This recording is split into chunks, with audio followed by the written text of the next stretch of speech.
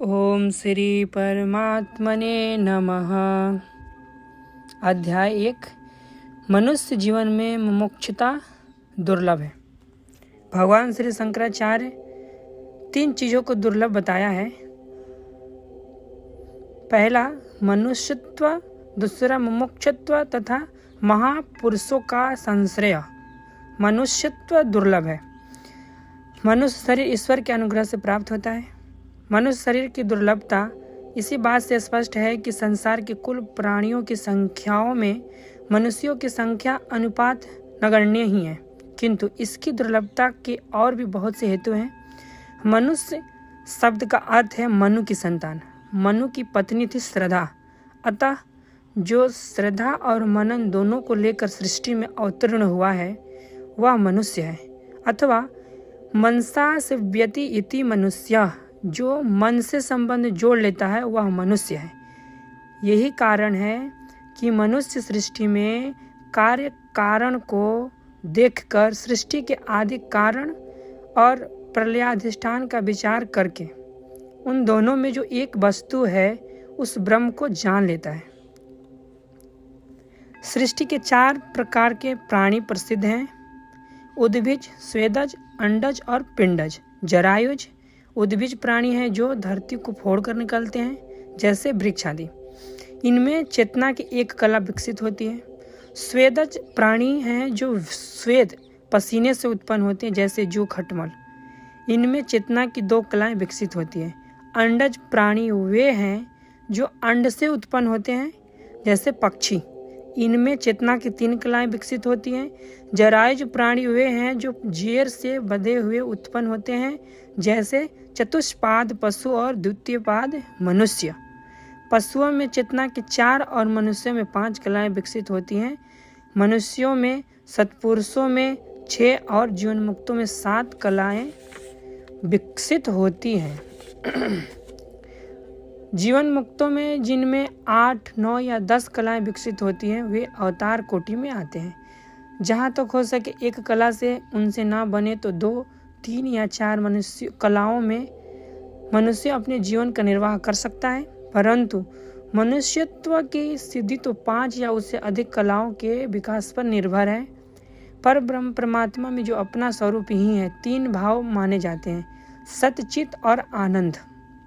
मनुष्य में इन्हीं भावों का जब विकास होता है तभी उस 5 अथवा अधिक कलाओं का विकास माना जाता है। यह भाव मनुष्य में ही संभव है, अतः मनुष्य शरीर दुर्लभ है।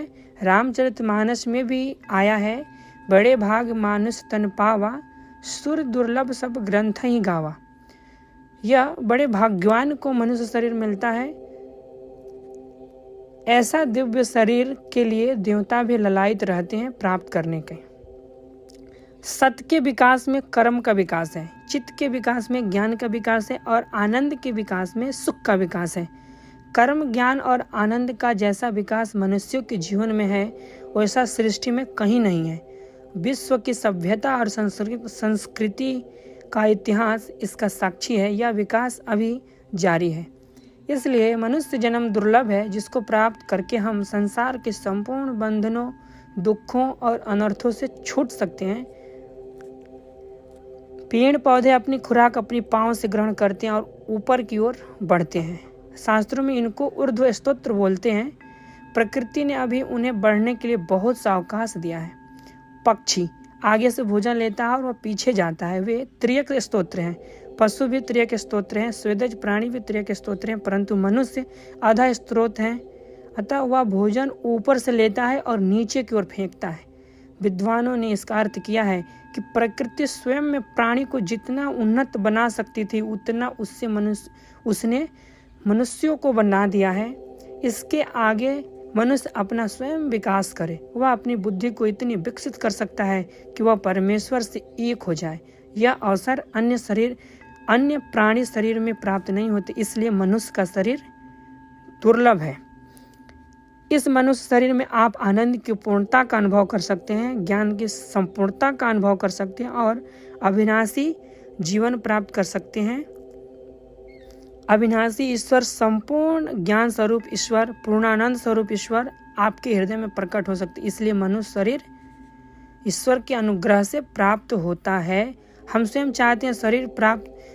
चाहकर शरीर प्राप्त नहीं कर सकते। मनुष्य जन्म पाने में हमारी स्वतंत्रता नहीं है, तो पूर्व जन्म के पुण्यों के फल से, ईश्वर की कृपा से अर्थात प्रकृति के विकास से, धर्म के फल स्वरूप यह मनुष्य शरीर प्राप्त हुआ है। अतः यह बड़ा दुर्लभ है।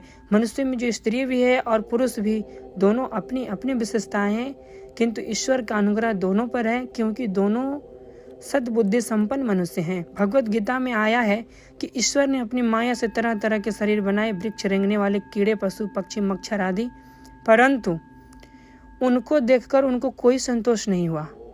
परंतु उसे आनंद का अनुभव तब हुआ जब उसने मनुष्य शरीर की रचना देखा। आहा, मैंने ऐसा शरीर बनाया है जिसमें ब्रह्मानुभूति की योग्यता है। बात यह है कि सब प्राणी केवल इंद्रिय विषयों को ही जानते हैं, किंतु अतीन्द्रिय वस्तु परमेश्वर के दर्शन का जो यंत्र प्रमाण वृत्ति है, वह मनुष्य के अतिरिक्त और किसी के पास नहीं है।